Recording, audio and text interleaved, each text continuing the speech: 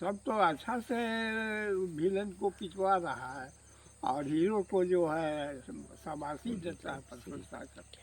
इसका मतलब चरित्र प्रधान देश हो जाएगा। भारत जो है चरित्र प्रधान देश, तो उस चीज़ तो देखे हॉल में सब कुछ।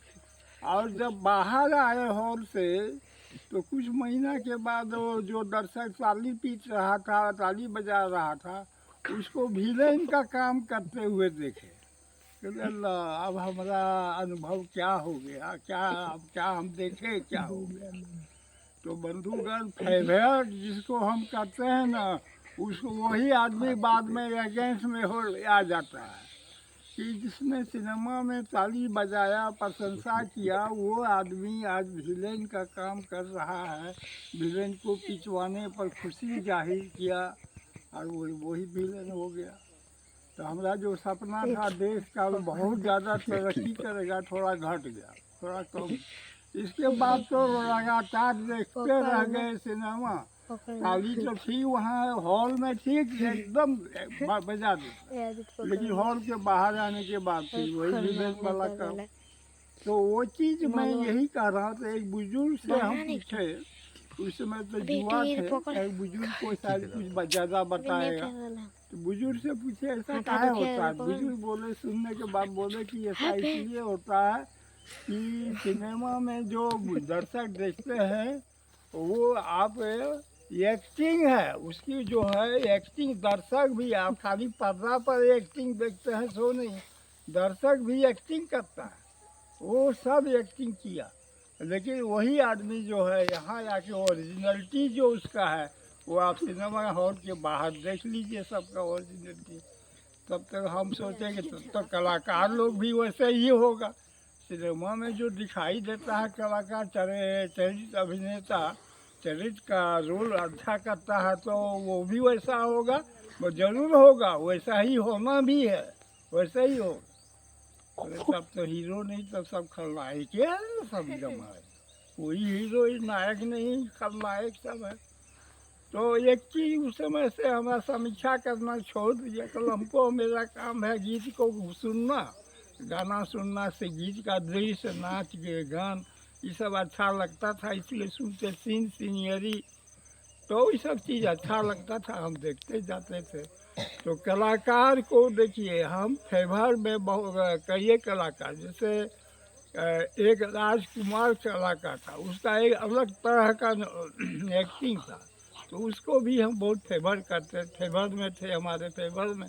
दूसरा है कि हम फेवर में आ गया, इसके बाद में जो है धर्मेंद्र जी और क्या नाम है जितेंद्र जी, ये सब को भी बहुत पसंद करते थे। तीसरा फेवरेट ग्रुप था हमारा अमिताभ बच्चन, इसके पहले राजेश खन्ना, इसके बाद अमिताभ बच्चन। तो राजेश खन्ना जो है उनकी बात तो अब गुजर गए, चले गए, वो वहाँ नहीं चलना है।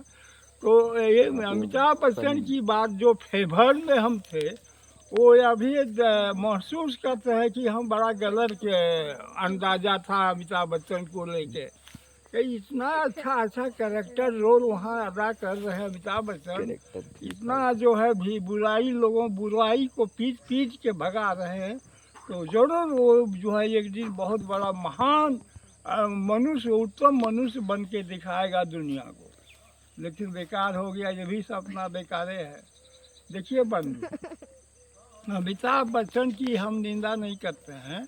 अमिताभ बच्चन देखिए अपना संतान का सुख पाने के लिए बेटी के बहुत तरह से मदद करते हैं, ठीक है, बेटा को भी मदद करना चाहिए।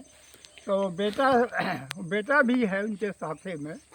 तो बेटा अभिषेक बच्चन जो है उसको मौका नहीं देते कि तुम भी अपने संतान का सुख उत्पन्न करो और संतान से सुख प्राप्त करो। उसका बेटी का वियोग है, अलग हो गया, बेचारा वो बेटी नहीं उसके पास है।